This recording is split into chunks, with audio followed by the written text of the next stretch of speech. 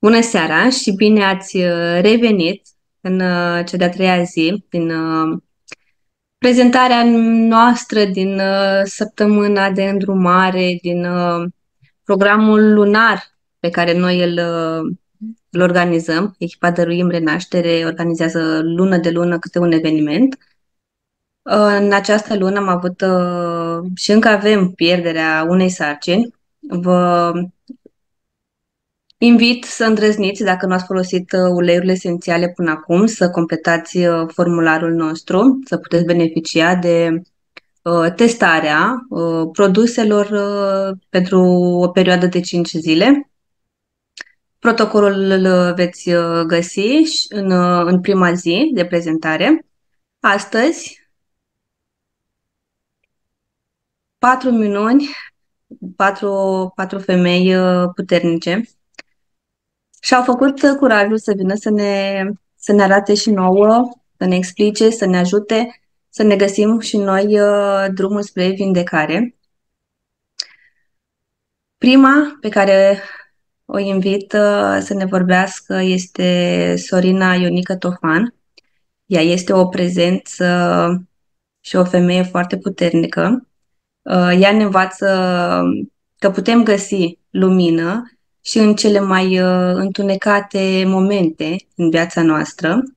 Ea este o forță a acestui grup și o femeie puternică. Îți mulțumesc, Sorina, că mi-ai acceptat invitația și, și te rog să ne împărtășești cum a fost experiența ta și cum ai reușit. Mulțumesc pentru prezentare, în primul rând. Bună seara tuturor!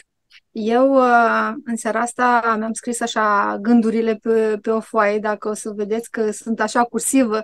uh, Este din această cauză, pentru că, de obicei, în toate sesiunile pe care le-ați văzut până acum, eu am vorbit la liber. Dar având în vedere că este o experiență foarte intimă din punctul meu de vedere și cu un impact foarte mare emoțional, am zis să le scriu pentru că altfel sigur mă iau emoțiile și nu știu cât de cursiv o să vorbesc sau cât de cursiv o să vă împărtășesc eu experiența, pentru că uh, aș vrea să încurajez mult mai multe femei să vorbească despre ceea ce vorbesc și eu, pentru că sunt foarte multe care țin în ele, așa cum am ținut și eu foarte, foarte mulți ani, din diverse motive, în special, să nu strici imaginea cum ar veni sau să nu te vorbească lumea și multe, sunt atât de multe detalii și de desubturi încât chiar ducem experiența asta cu noi, foarte multe dintre noi, până chiar la sfârșitul vieții și nu ne dăm seama cât de mult ne impactează. Așa că am să încep, fără prea multă introducere. Și am să spun că fiecare dintre noi,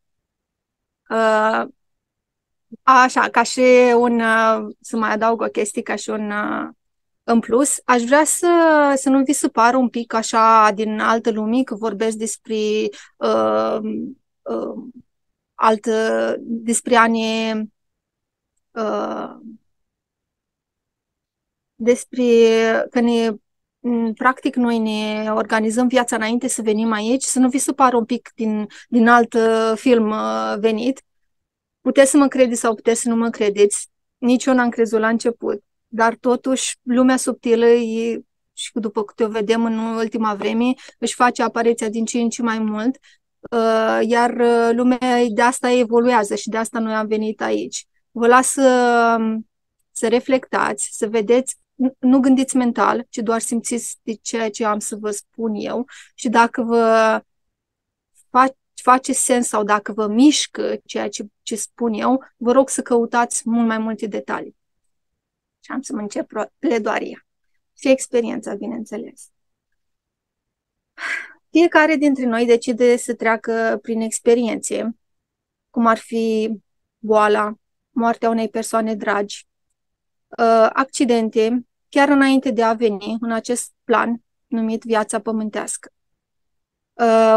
Oamenii din viața noastră, inclusiv părinții, copiii, se află lângă noi, deoarece noi le-am cerut-o. Și pentru că sunt motivați de iubirea care ne-o poartă, joacă rolul pe care noi le-am scris pentru ei. Înlocuind astfel sentimente de mânie, culpabilitate, vină cu cele de iertare, acceptare și pace, înțelegând aceste aspecte, devenim mult mai recunoscători pentru orice se întâmplă în viață și înțelegem că face parte din procesul de evoluție și de extindere a sufletului. Povestea mea, ca și indiferent că este un avort, pentru că despre avort am să vă vorbesc eu acum, fie că este un avort medical sau la cerere, pentru o femeie, este o pierdere a unei părți din ea. Chiar și pentru bărbați, chiar dacă la nivel mental mulți nu recunosc, la nivel emoțional și la nivelul celorlalte corpuri, ei simt totuși o schimbare. Dar la fel ca și noi, sunt educați să fie bărbați, între ghilimele, să nu își expună emoțiile, să nu le accepte și să nu le împărtășească, pentru că ei trebuie să fie tari. Acum 19 ani, fiind în al doilea an de facultate, am rămas însărcinată cu cel ce urma să devină soț ulterior. Și la mine nu s-au manifestat sarcina cu nicio greață, cu absolut nimic. Doar am observat luna următoare că nu mi-a venit ciclu. El era și el în facultate. I-am scris un mesaj și 2 zile nu mi-a răspuns. Bineînțeles, în zilele alea vă dați seama că au trecut tot felul de emoții. M-am simțit abandonată, în nesiguranță, am simțit vină, rușine, neputință, frică, incertitudine. După 2 zile a venit personal și mi-a spus că el e în timpul facultății și cea mai bună opțiune ar fi să întrerup sarcina. I-am zis că stau și mă gândesc ceva vreme să văd cam ce decizie am să iau. Totuși el în zilele astea în care eu am stat și m-am gândit, a insistat. Bineînțeles, am pus în balanță părinții, ce o să zică părinții, ce o să spună lumea, ce o să zică, plecând de acasă, având în vedere că am făcut facultatea la Iași, am plecat din orașul natal de la Tecuci. Tata, când am plecat la facultate, primul lucru ăsta a fost și mi l-a spus, să nu vin săcinat acasă. Vă dați seama că până nu termin facultatea. Gândul ăsta a fost așa un pic pe repeat la mine, plus partea asta de presiune. Și încă el mi-a oferit și banii care pentru procedură. Am stat, m-am gândit, până la urmă gândurile astea și toate chestiile pe care le-am pus eu în balanță, la un moment dat am cedat și am făcut procedura. Nu m-am simțit deloc bine cu decizia mea, absolut deloc. El nu a fost alături de mine, ceea ce m-a înfuriat și mai tare, pentru că nici după procedură nu a fost deloc lângă mine și m-am simțit din nou abandonată. Cu toate astea am trecut peste. Dar după acest episod am avut o perioadă în care părinții mei s-au îmbolnăvit pe rând, iar eu am îngrupat toate sentimentele și tot ceea ce am experimentat în muncă.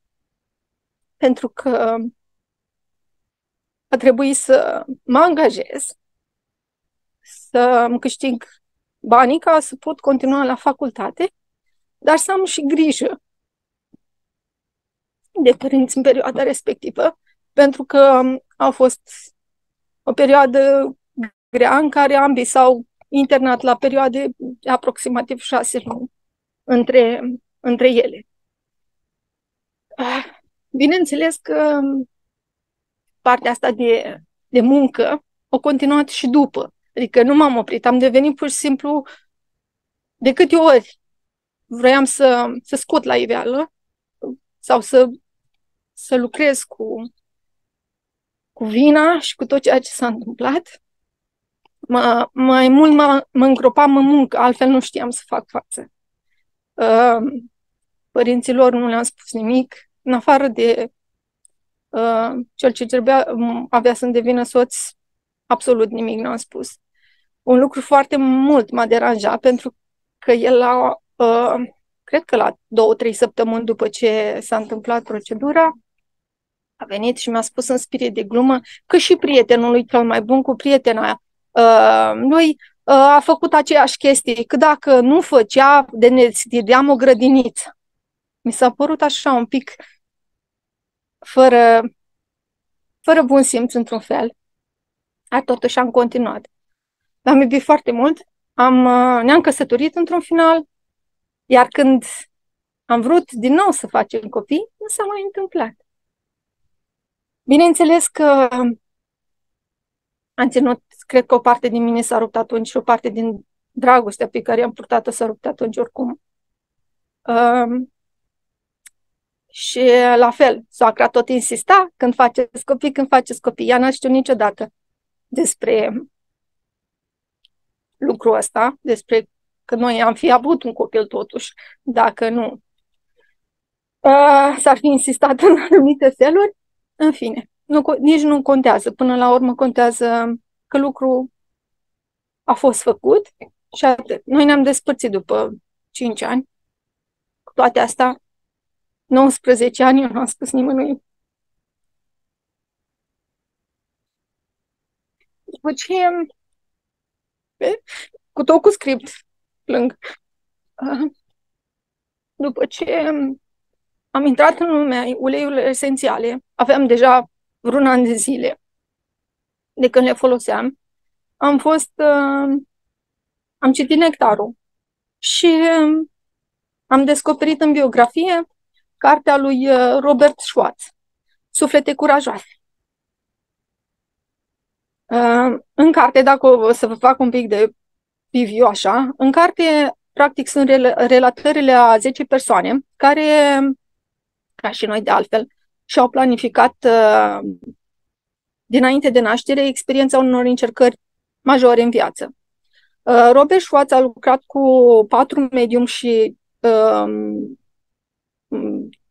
channelor, se cheamă, cei care practic primesc mesaje din subtil, înzestrați, și prin intermediul lor, el scrie în carte de ce și cum au ales ele să facă acele decizii. Prezintă ședințe reale de planificare de dinainte de naștere, unde sufletele discută despre ce speră să experimenteze în viețile viitoare. După ce am citit cartea, mental eu cam am înțeles că tot ceea ce am făcut a fost pre-planificat, doar mental. Apoi am făcut scrisoare de iertare către toți cei implicați. Am lucrat foarte mult cu mine pentru a mă repoziționa afectiv. Iar acum 4 ani de zile am fost la Migdana. În perioada aia eram foarte încântată, pentru că eu, de când mi-am făcut contul doTERRA, mi-am propus să am toate uleiurile. Da, toate uleiurile pe care doTERRA le aduce pe piață. Și eram foarte încântată, pentru că în urma punctelor acumulate mi-am făcut comandă de roz, de santal, de melisa, am zis tot ce-i mai puternic. M-am dus frumos la Migdana împreună cu Silviu, partenerul meu actual. El a știut despre despre experiența mea cu avortul abia după ceva ani de relație. Nu credeți că am spus așa din prima? Tot din prisma a nu fi judecată. Și ne-am dus pentru o sesiune de reflexă. Atunci Migdana își deschisese cabinetul, eram foarte încântată. Eu cu Migdana ne cunoaștem de foarte mult timp. Și am întrebat blândă după ce Silviu și-a terminat sesiunea, pe ce vrem să lucrăm. Și am zis că vreau pe pântece. M-a întrebat de ce. Am avut o sesiune înainte de întrebări și răspunsuri, care s-a soldat cu o sesiune de plâns, bineînțeles, în care Migdana mi-a explicat cu blândețe și m-a ghidat prin procesul ăsta de iertare a Sorinei de la 19 ani. Ulterior am lucrat cu uleiurile astea. Am făcut câteva sesiuni cu ea pentru că am stat vreo săptămână în Iași. Și ulterior ea mi-a oferit și un ritual, pentru că mintea noastră funcționează și nu doar mintea, și sufletul. În urma ritualelor, mi-am dat un ritual de făcut la biserică, pe care l-am făcut, dar nu l-am făcut singură, l-am făcut cu mama, pentru că și ea, la rândul ei, a avut avorturi pe care nu au putut să le spună nimănui, mai ales că ea a trăit în perioada comunistă și știm noi mai bine ce s-a întâmplat atunci. Ce s-a întâmplat la nivelul meu este că am observat că uleiurile, de fapt, te ajută și la nivel fizic, dar cel mai mult ele își fac prezența și își fac treaba la nivel energetic. Practic să scoți emoția aia îngropată, să o procesezi, să o accepti, să o integrezi.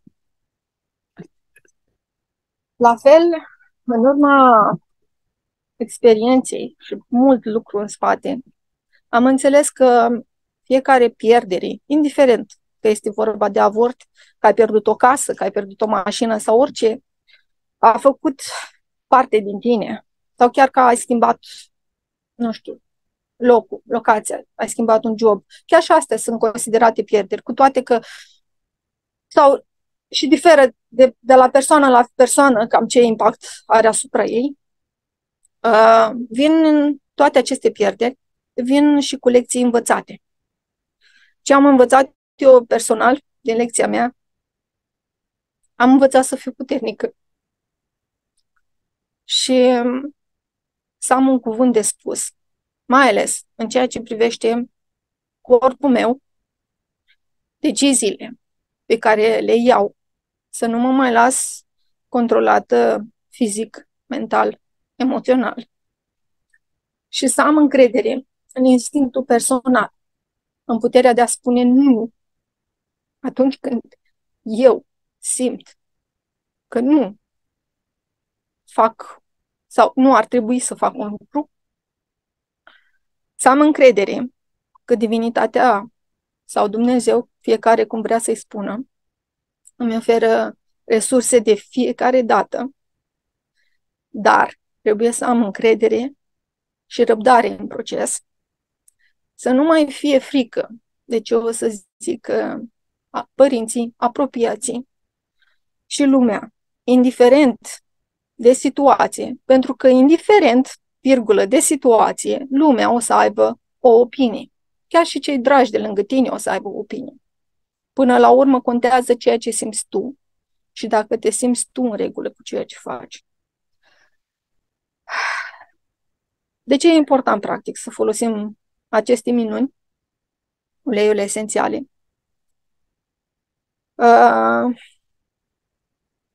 Pentru că ele, așa cum am zis, te ajută să procesezi, te ajută să accepti, te ajută să integrezi, practic, pierderea și să ai răgazul de a pune toate lucrurile astea pe foaie.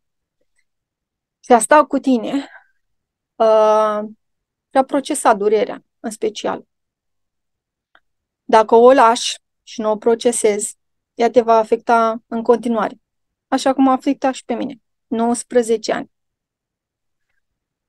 Și va reveni, pentru că sufletul tău vrea să o procesezi, pentru a evolua și a merge mai departe, la nivelul următor. Noi nu venim aici doar ca să semnăm condica, am fost pe pământ. Noi venim aici cu un scop. Și un lucru foarte important, se va manifesta în corpul fizic, prin boală și mental, prin gânduri obsesive. Iar o parte importantă din procesul ăsta de vindecare este iertarea și compasiunea pentru persoanele implicate, pentru că și ele, la momentul respectiv, nu au știut mai mult decât tine sau nu au putut mai mult decât tine. Au fost la același nivel. Iar partea, dacă tu nu-ți vindeci părțile astea pe care tu le-ai pierdut, imaginați-vă, am să fac o analogie mult mai pământeană, așa. Ana, cu toate de aici, din grup, sau poate ați auzit dacă sunteți și nu folosiți calculatoarele până acum, ați auzit de noțiunea asta de hard disk fragmentat. Practic, o parte din bucățele se împrăștie în calculator. La un moment dat, calculatorul nu mai prinde viteză sau se mișcă foarte, foarte încet. Tu ce trebuie să faci este să-l defragmentezi, să-i dai o procedură de defragmentare și să aduci bucățelele alea mici, pe care frânturile de energie, da? Sau din părțile fragmentate și să le pui înapoi în hard disk-ul principal. Cam așa se întâmplă și cu noi. În momentul în care nu lucrăm cu pierderile, în momentul ne fragmentăm și părticele din noi rămân blocate în trecut. Iar noi, în prezent, ne manifestăm prin oboseală, prin depresii, prin boli fizice. Se poate ajunge foarte mult și la boli mentale. Eu lucrez în sistem și văd foarte multe femei cu traume foarte grave. La vârste chiar și nu doar bătrâni, cât stai și te gândești, numai ăștia bătrâni se manifestă, dar nu. Și la tineri se manifestă traume mari care sunt îngropate și la un moment dat corpul tău nu mai rezistă. El somatizează undeva, ajungi în spitale de specialitate, unii mai grav, comit și alte lucruri nemai știind de ei, pentru că mintea nu mai vrea să mai acceseze lucrurile alea. Acum, le folosim. Ok, dacă ne dăm seama că s-a rezolvat. Păi, simplu. În momentul în care tu ai lucrat cu trauma respectivă, în momentul în care ți-ai făcut iertarea, ai făcut înțelegerea atât pentru tine, cât și pentru cei din jur, încât nu mai ai vină, nu mai consideri vinovați. În afară de partea asta de pace interioară, care ai să o simți în corpul tău fizic, pur și simplu ai să dai drumul la un flux de energie. Practic, tu ți-aduci părticelele alea în corp, în hard disk-ul tău intern. Ai să dai drumul că suntem femei, la creație, la o stare de bine, atrage oportunități, te vei simți bine din toți rărunchii și ai să vezi că tristețea aia de care ne vorbea aseară Simona, ai să o vezi că se transformă, se alchimizează și nu ai să o mai porți pe față. Pentru că e foarte important asta, să procesăm doliu. Mamele noastre, dragele de ele, nici ele n-au știut, nici măcar bunicile. Și cine știe, generații mai în spate, bineînțeles, pentru că așa a fost contextul social, pentru că așa a fost societatea în care au trăit, așa au fost și ele învățate la rândul lor. Dar noi, în zilele noastre, noi avem instrumente, noi avem susținere, noi avem tot ce ne trebuie ca să facem ceva. Și nu facem ceva pentru alții, facem ceva pentru noi. Asta e cel mai important în momentul în care tu ți-asumi că vrei să lucrezi cu tine. Asta înseamnă să-ți asumi că ești aici, acum, că ai luat o decizie înainte să vii și să faci ceva. Nu doar să-ți irosești viața, gândindu-te, n-are importanță, mai vin odată. Fă ceva acum, în viața asta. Aveți la îndemână săptămâna de doliu, în care am avut invitați unul și unul, am avut experiențe unul și unul, din care puteți să învățați. Și nu numai. Ascultați-le măcar, pentru că vă face sens la nivel emoțional, va face sens la nivel de suflet. Nu în timp ce tăiați ceapă, ascultați-le, faceți-vă timp să le ascultați și să vă conectați cu ceea ce s-a vorbit în săptămâna aceea și cu ceea ce s-a vorbit în săptămâna aceasta. Ceva din voi o să fie stârnite, ceva din voi o să zică la un moment dat, nu, poate nu acum, poate în timp o să reveni și o să zică, gata, eu de mâine îmi asum să lucrez. Nu mai vreau să mă simt obosită, nu mai vreau să dau vina pe nimic din exterior. Vreau să-mi schimb viața, pur și simplu. Pentru că interiorul creează exteriorul și nu invers. Mie mi-a luat mulți ani, 19 să procesez un avort și sunt de aproape 5 ani, fac în iunie în Dotera, să procesez alte lucruri. Deci este de lucru. Dar asta e frumusețea. Asta e frumusețea vieții, de fapt. În momentul în care tu evoluezi și poți să inspiri și pe ceilalți, nu să-i ajuți neapărat, să-i inspiri, să facă clicul ăla, să cadă fisa. Că pot și ei la rândul lor să facă ceva cu viața lor, să trăiască mult mai bine din toate punctele de vedere, că nu este numai din punct de vedere financiar, cu toate că o să vedeți că o să fie schimbări, o să simțiți schimbări și la nivelul acela. Aveți, așa cum am zis, uleiurile esențiale, aveți grupuri de suport pe care le-am creat cu toată dragostea pentru a vă inspira și a vă susține. Și dacă decideți să intrați în lumea asta uleiurile esențiale acum sau sunteți deja, eu vă felicit oricum că v-ați făcut timp să fiți alături de noi, să ne ascultați poveștile și să vă lăsați inspirate sau inspirați, că și domnii ar trebui să discute cu doamnele despre cum s-au simțit ei în perioada aceea. Este un moment de foarte mare asumare și de încredere totală în persoana din fața ta când îi spui cele mai intense sentimente ale tale. Eu vă mulțumesc și sper că n-am depășit foarte mult timpul alocat și abia aștept, mai am 30 minute din pauza mea, să ascult și celelalte împărtășiri ale invitatelor noastre din seara asta. Mulțumesc, Janina. Și mulțumesc Mulțumesc, că m-ați Sorina. ascultat. Mulțumesc, Sorina. O adevărată lecție.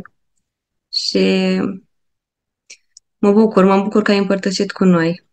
Eu am să mai ascult și eu încă o dată tot ce ai spus tu în această seară, pentru că este minunat. Și mă bucur că este și soțul meu aici și te-a ascultat. Ana Maria, următoarea care vine cu experiență. Ce emoții mi-ai dat, Sorina. Ana Maria este și ea o adevărată luptătoare, cu lecțiile ei prețioase de viață. Ana, știu că ai foarte mari emoții și, și te rog să ne împărtășești experiențele cu înțelepciunea și curajul tău și îți mulțumesc și ție că mi-ai acceptat invitația. Bună seara tuturor! Mulțumesc și eu mult pentru oportunitatea asta, am foarte mari emoții. Este prima dată când vorbesc așa în public, sper să mă fac înțeleasă, să fiu coerentă. Unde nu, vă rog să mă opriți. Și sper ca experiența mea să ajute, să inspire măcar o persoană, aș fi foarte, foarte recunoscătoare. Nu mi-am pregătit nimic dinainte, am spus că voi lăsa viața să vorbească prin mine, așa fac de obicei. Experiența mea a avut loc în 2019. Am rămas însărcinată pentru prima dată în luna martie, adică atunci am aflat, la sfârșitul lunii martie. Deși a fost dorit, a fost un șoc când am aflat. pentru că eu eram deja împreună cu soțul meu de foarte mulți ani și nu s-a întâmplat niciodată să rămân până atunci. Și atunci ne-am hotărât, am spus că hai să încercăm, pentru că oricum nu va fi atât de ușor să facem un copil, având în vedere că au trecut atât de mulți ani și nu am făcut asta. Și am zis că hai să începem, că sigur va dura mult timp până o să reușim. Și surpriza a fost că am reușit din prima și a fost un pic un șoc pentru amândoi, pentru că nu ne așteptam. În fine, după ce a trecut șocul, ne-am obișnuit cu ideea, începeam să ne facem planuri, eram foarte bucuroși, îl așteptam ca orice pereche tânără care așteaptă primul copil. Am anunțat familia, bineînțeles, apropiații, toată lumea erau bucuroși. Și prin săptămâna 10 de sarcină am ajuns la spital cu sângerări. Nu mi-am dat seama de gravitatea situației pe acel moment, asemenea experiențe, adică n-au ajuns la mine. Și la spital, după ce am fost controlată și așa, și mi s-a spus că fătul s-a oprit din evoluție în săptămâna 7, a fost un șoc extrem. Adică nu mă așteptam niciodată la așa ceva, pentru că la noi în familie nu s-a auzit niciodată despre asemenea experiențe. Mama, surorile, apropiații nu au avut niciodată pierderi sau nu le-am auzit, dar apropiații ar fi vorbit, ar fi împărtășit. Deci era cumva ceva nemai auzit și nemai întâlnit în cercul meu de viață până atunci și nu puteam să accept ideea. Deși m-au programat a doua zi pentru a mă curăța, eu nu am acceptat, am spus că nu e adevărat, că vreau să mai merg în alte părți, să mai întreb, să mai mă controleze, că asta nu e adevărat, n-are cum, nu se întâmplă. Și am mai stat 2 zile, am mai fost încă într-un loc la alt control, mi s-a spus același lucru și toată lumea mă speria că trebuie să mă duc să mă curăț pentru că altfel se va infecta și voi da în septicemie și va fi mai rău și îmi pun singură viața în pericol și așa mai departe. În fine, până la urmă am cedat pentru că nu știam cum să duc lucrurile astea singură mai departe. Am avut noroc în perioada respectivă, era și mama la mine și am avut-o alături, a fost alături de mine în fiecare secundă și soțul la fel. Și am trecut și prin experiența asta cu foarte mare durere și în fine. A fost foarte greu, am plângeam în continuu și eu și soțul, nu puteam să acceptăm situația și nu ne venea să credem. A fost foarte, foarte greu. Nu știu, nu știu cum am trecut prin perioada aia. Norocul meu a fost, noroc pot să zic până la urmă, că la câteva zile după, sora mea mi-a trimis un kit de uleiuri esențiale emoționale de la doTERRA, mi-a trimis kitul de emoționale și m-a îndrumat cum să le folosesc atât eu cât și soțul. Nu mai auzisem până atunci, nu știam ce înseamnă nimic, doar denumirea de pe ele mi-a plăcut și m-a atras să le folosesc. Și am început să mă dau. Sceptică, bineînțeles, am zis cum să te dai cu un ulei pe mâini, pe inimă, pe ceafă, pe așa și ce să-mi facă. Dar am ascultat-o, fiind soră mai mare, am ascultat-o și îi mulțumesc enorm pentru asta. Și am început să le folosesc. Am început să folosesc Consol, Forgive.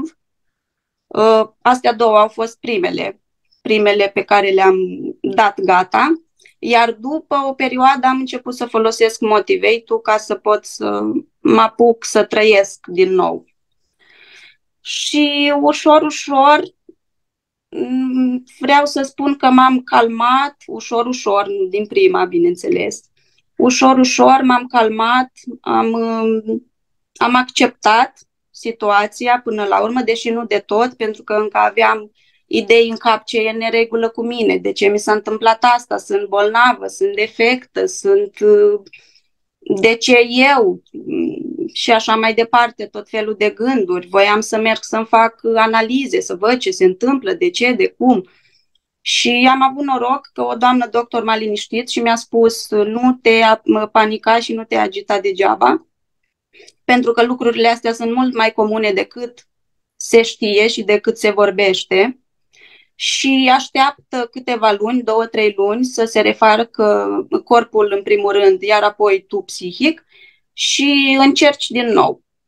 Iar dacă pe urmă nu vei reuși și nu vei reuși și nu vei reuși, ne apucăm și facem analize dacă vrei.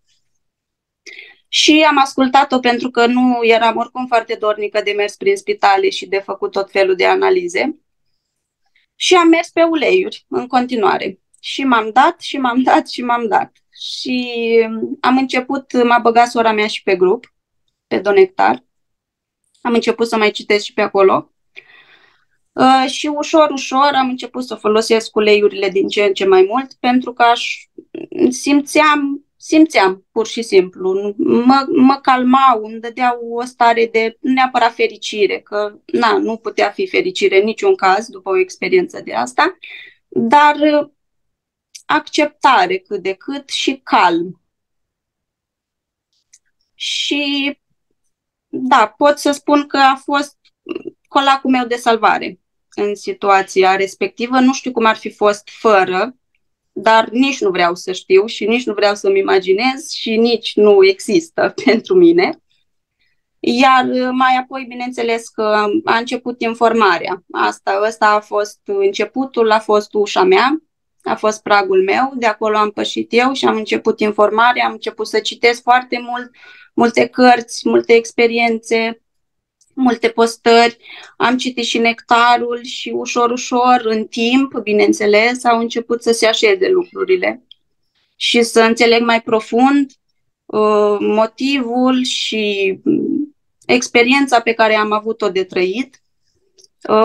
Am acceptat, am început apoi să vorbesc cu sufletul copilului care a plecat, i-am dat și un nume și știe că chiar dacă nu a fost să vină la noi atunci, el rămâne în inima noastră oricum ar fi.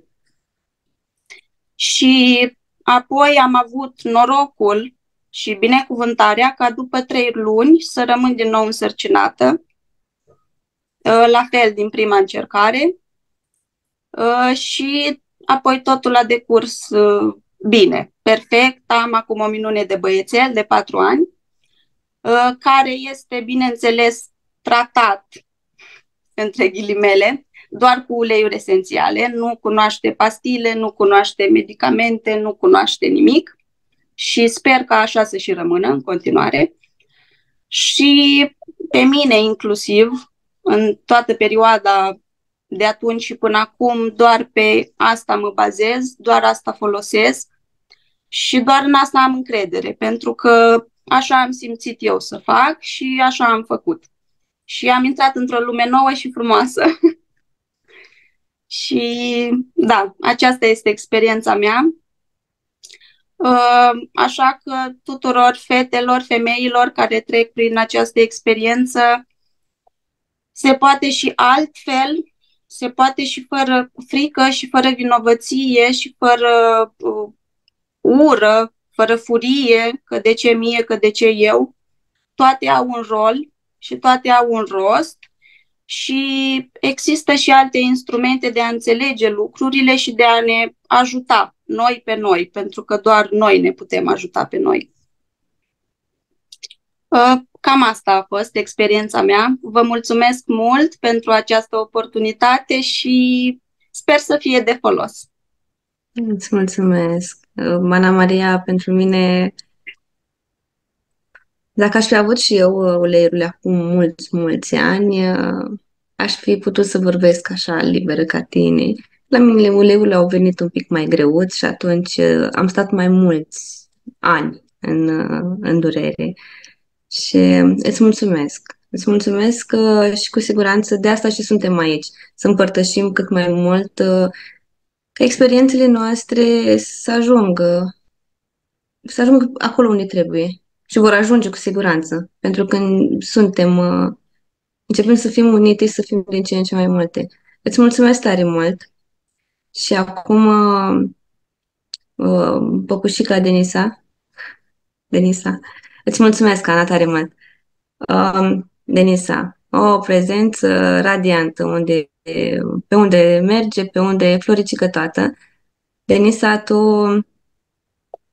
știu că ai trecut și tu prin experiențe destul de dificile și nimic nu te-a oprit. Îți mulțumesc că ești aici azi cu noi și că ai venit să ne împărtășești experiențele tale. Da, mulțumesc mult pentru invitație, deci am foarte mari emoții. Mi-a dat un pic așa Sorina speech-ul peste cap. Dar nu știu dacă o să fie neapărat coerentă, dar o să spun exact ce o să îmi iasă și apoi mai vedem. Prima dată o să încep cu un eveniment. Mi-a făcut un test, am văzut că sunt însărcinată. Pas ok, ne doream, cu soțul discutam lucrul ăsta, totul mergea perfect. După asta, la un moment dat, mi-a venit stopul. Cum ar veni, deși eu credeam că sunt însărcinată. M-am dus la control, după mai mult timp, după vreo 2 săptămâni, eu încă eram la menstruații, doctorul mi-a spus la fel, că probabil o fi fost ceva, între timp nu mai este. Am zis, ok, tânăr mai încerc. Atunci chiar nu m-am simțit supărată, de ce să nu recunosc. După asta am început să povestesc. Am spus la o persoană, la 2 persoane și îmi spune mea, păi tu nu ești supărată, păi tu nu...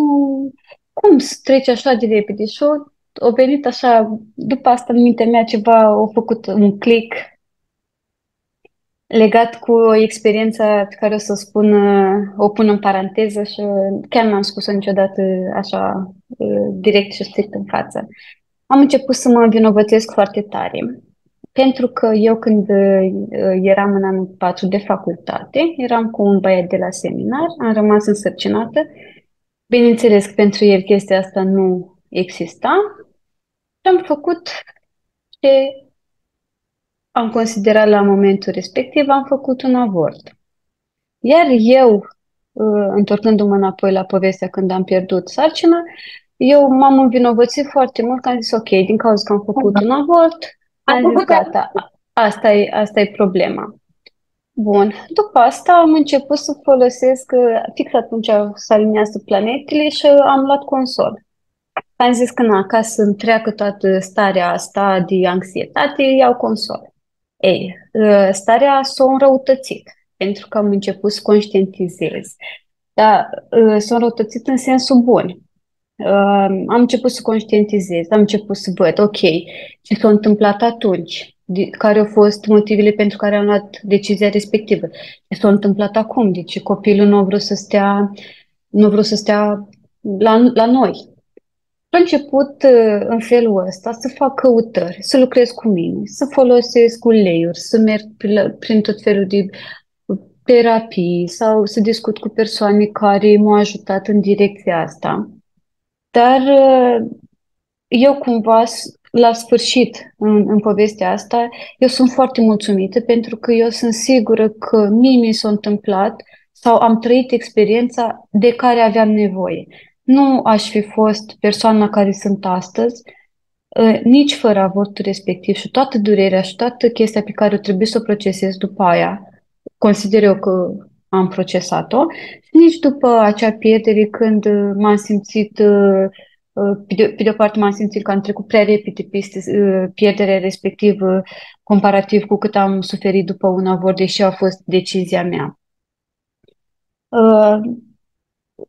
Asta este experiența mea. Eu acum mi se pare că comparativ cu, nu știu, comparativ cum m-aș fi așteptat, Mi se pare că vorbesc detașat, dar chiar asta simt. Eu sunt sigură că așa o fost să fie. Iar faptul că m-am informat, că am citit, că am mai folosit uleiuri, că am trecut printr-o stare de depresie, că toate chestiile astea, pierderea au venit și cu chestia asta, cu depresia, au venit, nu știu, și cu învinovățire, și cu tot felul de experiențe, dar cărora la final eu le mulțumesc și eu sunt sigură, nu știu dacă, în fine, n-ar niciun sens ce spun acum, dar nu știu dacă și povestesc eu acum face sens pentru cineva, dar face sens pentru mine și când îți spun chestia asta cu voce tare, chiar sunt foarte mulțumită și chiar o să... Chiar le mulțumesc colegilor cum m-au ajutat foarte, foarte mult în direcția asta să vorbesc așa și detașat, dar și împlinit și cu recunoștință.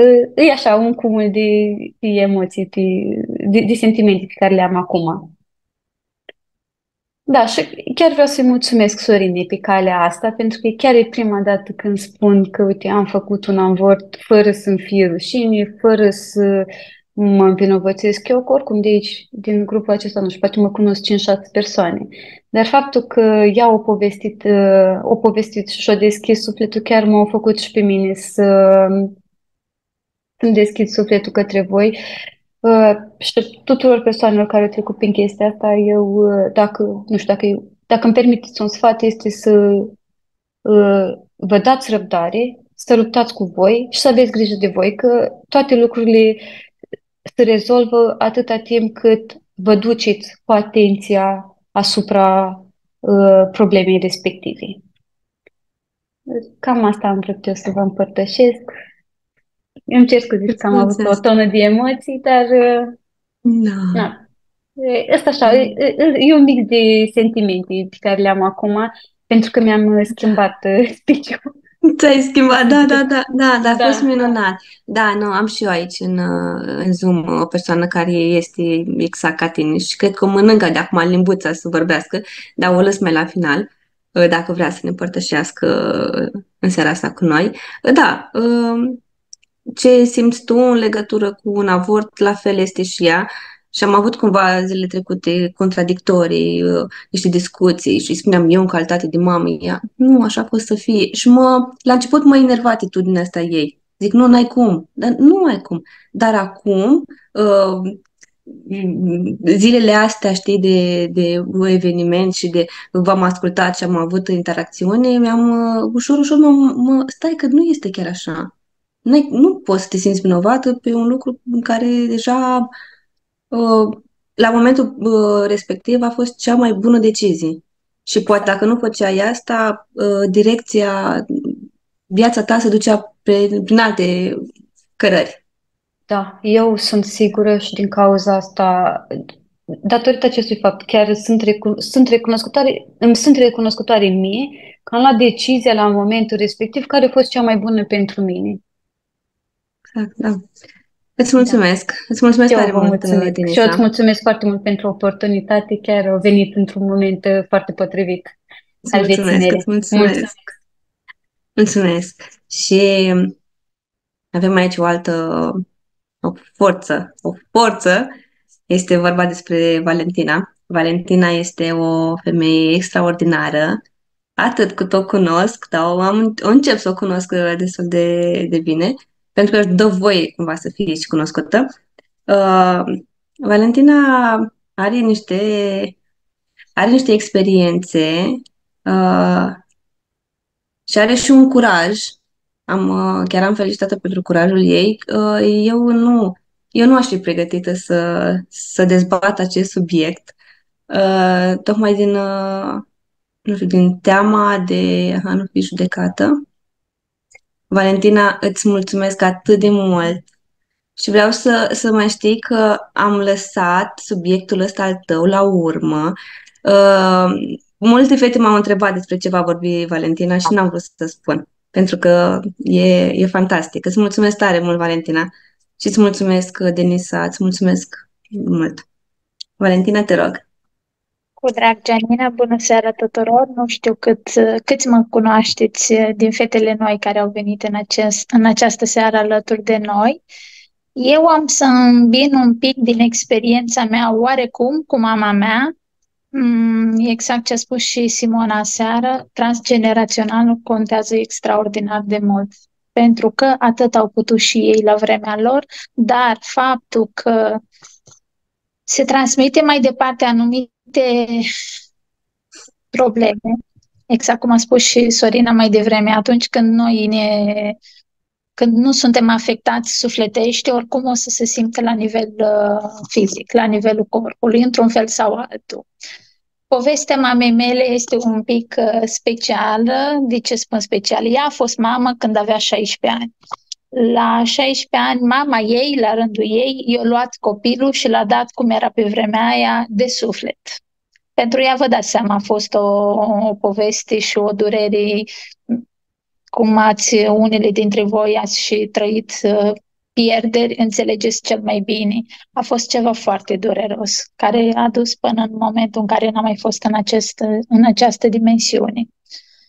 Problema e că, din câte știu eu și din câte încerc să-mi aduc aminte, ea a avut foarte multe avorturi, dar stând și gândindu-mă așa, scuzați-mă, aici am un pisic care își face de cap, nu-mi dă voie. Ai cu minte, lasă-mă, vină. Vrea să bagi și el în seamă. Aici. Stând așa și evaluând un pic situația ei, am realizat zilele astea că noi suntem 5 frați. Din ce mi-aduc eu aminte, copil fiind și un pic mai mare așa, ea a avut și 5 avorturi. Cel puțin asta mi-aduc eu aminte, ale ei avorturi, că au fost 5. Nimic nu este întâmplător pentru că știm foarte bine, numerologia contează extraordinar de mult și sunt sigură că acolo e ceva mai mult de atât. Ideea, cum a spus și Sorina mai devreme, că noi ducem mai departe în plan fizic anumite chestii și că am fost oarecum eu prima, a doua venită, am fost afectată, da, și nu mi este rușine, mi-a fost foarte mulți ani rușine să spun lucrul ăsta, pentru că nu e ceva normal faptul că o persoană nu are menstruații. De ce nu are menstruații? Atunci când fiziologic, normal, că nu ai menstruații, nu poți concepe un copil, nu? Mi-a fost foarte greu să accept lucrul ăsta împreună cu soțul meu, mai degrabă aș putea spune, el a acceptat mai ușor decât am acceptat eu și acceptă, încă sunt în procesul de vindecare. Dar eu am știut întotdeauna că e ceva mai mult acolo. Am știut că e ceva care nu e doar s-a întâmplat, nu are menstruație, nu poate să conceapă un copil, asta e. Eu știu și simt că e mai mult de atât. Am citit o carte în care am rămas foarte surprinsă când am citit faptul că copiii când vin pe lume, ei te aleg pe tine, nu tu pe ei, cum credem majoritatea dintre noi. Are loc procesul fiziologic, l-ai programat, nu-i chiar așa. Acolo pentru mine a fost o revelație foarte mare să cred că e chiar așa. Citind cartea respectivă, am simțit, am avut niște sentimente care, chiar dând timpul înapoi, m-a dus într-un punct în care să mă gândesc că este chiar așa. Aici, la îndemâna mea, am o carte care tot așa m-a ajutat foarte mult. Vindecarea sufletului etern. Probabil o să încerc să vă pun după aia pe grup, pentru cine dorește să o citească. M-a ajutat extraordinar de mult și cartea asta. Dar ce vreau să scot eu în evidență este că faptul, atât timp cât transgeneraționalul, părinții, bunicile noastre au avut, s-au confruntat cu așa lucruri și noi suntem aici și percepem situația asta, că nu este una întâmplătoare, cu siguranță noi am venit cu un scop. Ori să încheiem procesul ăsta, să vedem, să vindecăm noi rănile. Ele n-au putut, atât au avut la îndemână la momentul ăla. Instrumente nu erau, multă lume le judecau, părinții lor nu au fost educați să poată trece peste o așa durere sau o depresie a unei pierderi. Nu am, dar noi avem posibilitatea, pentru că avem instrumentele astea minunate și eu vreau să vă spun că în momentul în care eu am început să folosesc uleiurile esențiale, într-adevăr, eu am început să recunosc un pic, să scot la suprafață, mai bine zis, sentimentul ăsta de neputință. De ce eu? Dar de ce mi se întâmplă mie? Dar cu ce am greșit eu pe fața pământului să mi se întâmple tocmai mie să nu pot avea un copil? Nu înțelegeam lucrul ăsta. Și trecând prin faza, cum a zis și Sorina, de doliu, de plâns, mult. E foarte important să plângem, să ne dăm voie să plângem până la capăt. Mi-am dat seama că, de fapt, ce au făcut uleiurile esențiale? Au scos la suprafață toată suferința, probabil toată a mea, dar probabil și suferința care a trăit-o mama mea și probabil și suferința mamei ei, pentru că și mama ei, din ce înțelesesem eu, a avut destule avorturi. Deci e foarte important să ne sprijinim din instrumentele care le avem la îndemână, pentru că ele nu fac doar ceva așa în corpul fizic, ne vindecă, ne doare capul, am luat o tămâie, o mentă și ne-a trecut. Lucrează mult mai mult, la niveluri mult mai subtile, energetic, emoțional mai ales. Și pe mine m-a ajutat foarte mult ca să am curajul să pot veni așa în fața voastră, să vă povestesc, pentru că, exact cum a spus și Gianina, nu este ușor. Mă trec cu 1001 de emoții și m-au trecut și alte dăți când am mai vorbit despre lucrul ăsta, oarecum. Dar eu știu că vindecarea vine în momentul în care ne dăm voie să spunem că probabil sunt alte persoane care nu au curajul, cum nu am avut nici eu, nu au curajul din frica de a fi judecați. Și e bine să ne dăm voie. Și îndemn toate persoanele aici, în seara asta alături de mine, este chiar și sora mea, este un îndemn chiar și către ea să-și dea voie să poată să aibă loc vindecarea real, nu așa la superficial, real. Și atunci când ne dăm voie, o minune se va întâmpla. Și eu lucrul ăsta îl simt în sufletul meu, indiferent că multă lume mi spune, ești nebună, tu cu uleiurile tale, oi fi nebună, dar în sufletul meu eu simt ceva, cândva o să aibă loc o minune. Că e de vindecare, că voi rămâne sărcinată într-un fel sau altul, nu știu ce o să fie, dar îmi dau voie să descoper. Să fie un proces până la capăt și ce o să vină o să îmbrățișez cu mare drag. Asta a fost povestea mea. Vă mulțumesc că m-ați ascultat, m-au trecut iar toate emoțiile. Vai, Valentina, îți mulțumesc. Abia așteptam să te ascult, să... ar trebui acum să spun și eu ceva, dar... Deci astăzi sunt mai bine, dar ieri și alaltă. Ieri am tremurat. Mi-a tremurat tot corpul, mai ales după prima zi în care mi-am dat voie să spun mai multe și știam că va fi și soțul meu pe Zoom. N-aș fi vrut, pentru că eu nu am vorbit cu el. Eu nu am vorbit cu nimeni din familie. N-am vorbit cu părinții, n-am vorbit cu sora mea, care e și ea aici. Eu, la modul... Am avut 2 pierderi de sarcină. Prima a fost... nu vreau să plâng. Prima a fost la băiatul cel mare. Am avut sarcină gemelară. Și asta mă doare cel mai mult. Prima mea pierdere, pentru că mă uit la Alex și mă imaginez cum ar fi fost să fie 2. Acolo m-am simțit foarte mult vinovată și am ținut vinovăția 12 ani, pentru că la momentul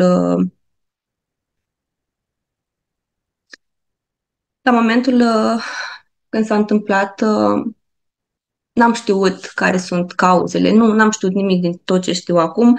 M-am simțit vinovată doar că am stat mai mult decât trebuia afară, pe o piatră. M-am așezat pe piatră și de acolo am crezut în toți anii ăștia că ăsta a fost motivul pentru care am pierdut unul dintre băieței. A doua sarcină pierdută, nici nu am știut că sunt că sunt însărcinată, pur și simplu a fost. Acolo, acolo nu am simțit durere și a intervenit vina. M-am simțit vinovată. De ce nu simt? Cum am simțit la primul. Nu eram pregătită atunci. Deci soțului îi spuneam că n-aș fi vrut să mai fac un alt copil, nu sunt pregătită, nu. Dar când băiețelul cel mare avea 5 ani, mi-a scris o scrisoare să o dau moșului Crăciun, și atunci mi-a cerut un frățior și tot timpul îmi spunea că el se simte singur și el tot timpul vrea prieteni, mulți copii, se simțea singur tot timpul. Și de 2 ani de zile, de când sunt în lumea asta, tot cu o carte am început și eu, cu cele 9 trepte. Mi-a recomandat-o Simona. Și am citit-o, ca să pot să o înțeleg cu adevărat, am citit-o de 3 ori. Am subliniat pe acolo și multe chestii care mă duc și tot recitesc, să-mi dau seama că, cum ai spus și tu, Valentina, ei ne aleg pentru că știu ei de ce ne aleg. Iar noi, poate, nu poate, cu siguranță, la modul real, noi suntem bine, dar interiorul nostru este un haos total. Iar ei nu pot veni când sunt atât de multe dezechilibri în, în, în corpul mamei, în familie, în casă, nu poate. Am dat voie cumva să iasă durerea la suprafață în momentul în care m-am simțit pregătită să-i spun lui Alex de ce are impresia că tot timpul lipsește ceva. Soțul meu este mai mult timp plecat și el făcea cumva legătura că poate e tati, dar nu e lipsa lui tati. Se gândea la mătușa, că ei sunt foarte apropiați, nu e mătușa. Și îmi spunea tot timpul, mami, îmi lipsește ceva, în interiorul meu îmi lipsește. Și da, mi-am făcut curaj, i-am spus, am plâns. Deci mi-a căzut copilul, efectiv, l-au lăsat picioarele și a plâns. A plâns mult și mi-a spus, asta mi-a lipsit, asta îmi lipsește mie, mami.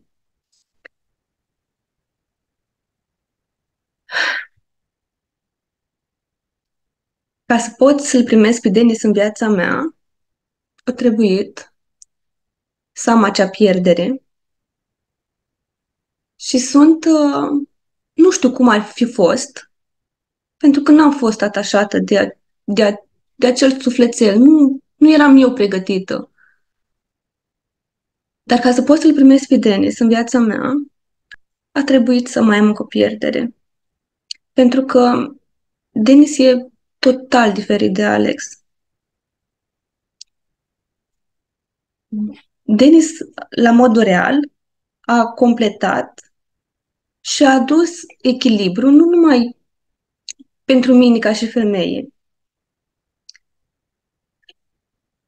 Ne-a întărit relația, m-am reîndrăgostit după atâția ani, sunt 18 ani de căsnicie, m-am reîndrăgostit de-al meu soț și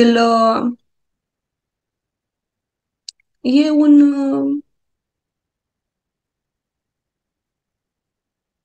așa trebuia să fie.